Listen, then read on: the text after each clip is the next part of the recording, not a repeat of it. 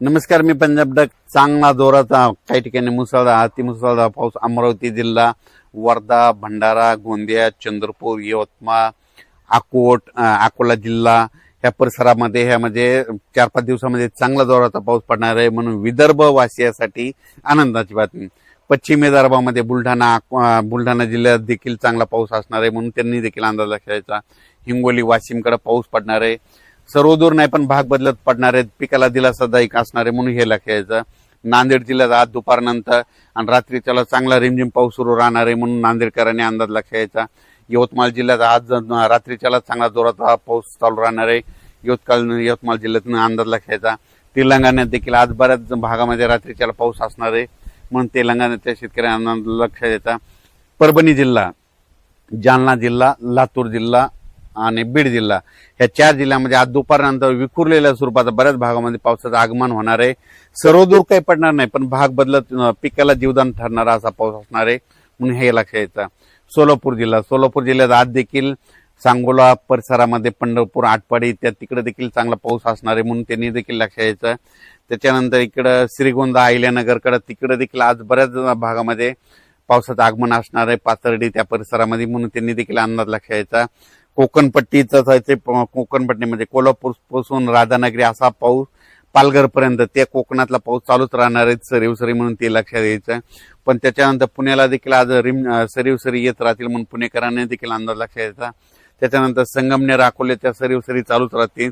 तिथं नाशिककडं इगतपूर इकडे पाऊस पडत असल्यामुळे नाशिककडे देखील सरीवसरी पाऊस राहतील म्हणून त्यांनी देखील अंदाज लक्षात यायचा.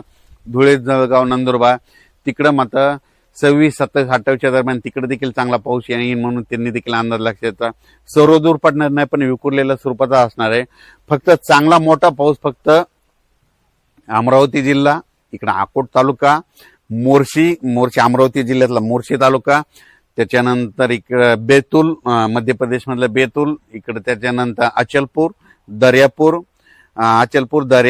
त्याच्यानंतर इकडं उमरेड, वर्धा, नागपूर, भंडारा, गोंदिया, त्याच्यानंतर इकडे यवतमाळ, किनवट ह्या परिसरामध्ये मात्र चांगला पाऊस असणार आहे म्हणून विदर्भासाठी हे जोराचा पाऊस असणार आहे म्हणून विदर्भ शेतकऱ्यांनी अंदाज घ्यायचा.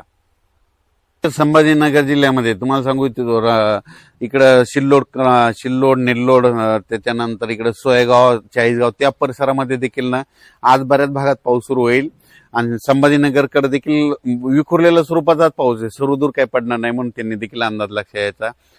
त्याच्यानंतर राज्यात सगळीकडे असा म्हणाव तसा पाऊस पडणार नाही. विखुरलेल्या स्वरूपाचा 10 मिनिटाचा 20 मिनिटाचा असाच पाऊस पडणार आहे म्हणून अंदाज लक्षात यायचा.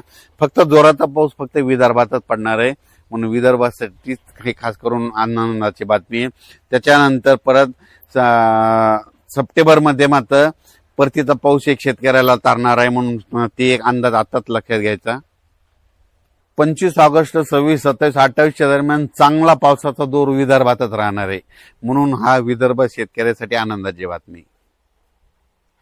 विदर्भामध्ये काय होणार आहे, कमी दाबाचा पट्टा असल्यामुळं ते कमी दाबाचा पट्टा जात असल्यामुळं मग काय होईल, मग त्याच्या विदर्भाच्या बाजूला मराठवाडा आहे. मग मराठवाड्यामध्ये कोणता, परभणी जिल्हा, हिंगोली जिल्हा, त्याच्यानंतर नांदेड जिल्हा, इकडे जालना जिल्हा ह्या परिसरामध्ये काय होणार, मग रिमझिम पाऊस पडणार म्हणून हे विदर्भामध्ये जास्त पडत असल्यामुळे मराठवाड्याला रिमझिम 25, 26, 27, 28 दरम्यान येणार आहे. पण ते पण सर्वदूर नाही काही भागातच पडणार आहे म्हणून अंदाज लक्षात यायचा. हे पाऊस महाराष्ट्रामध्ये ह्या महिन्यात कशामुळे नाही आलं तर त्याचं खरं कारण सांगतो की काय होतंय की विशाखापट्टणम ते भुवनेश्वरच्या जवळजवळ कमी दाबाचे पट्टे तयार झाले तर ते काय होतात, ते सरळ नागपूरकडे येतात.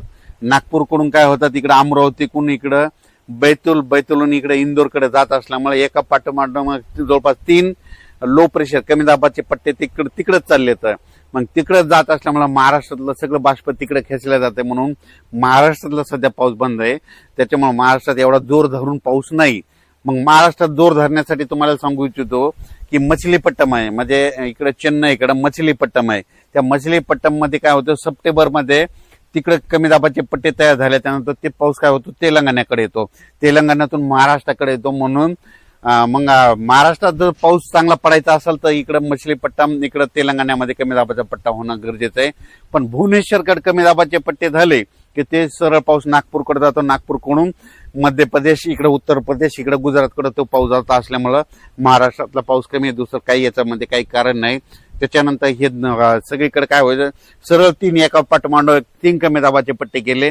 आणि आता जे नंतर सप्टेंबरमध्ये जे कमी दाबाचे पट्टे येणार आहेत ते काय होणार आहेत, परत अरबी समुद्रात देखील मान्सूनसाठी पोषक वातावरण तयार होणार आहे. त्याच्यानंतर इकडं मछलीपट्टम, इकडं चेन्नईकडे देखील चांगलं सक्रिय होणार आहे. मग तिकडं वातावरण सक्रिय झाल्याच्या नंतर ते पाऊस महाराष्ट्रामध्ये सप्टेंबर ऑक्टोबर मध्ये असणार आहे. म्हणून शेतकऱ्याला सांगू इच्छितो की ऑगस्ट महिन्यामध्ये सर्वदूर पावसाची अपेक्षा धरू नका.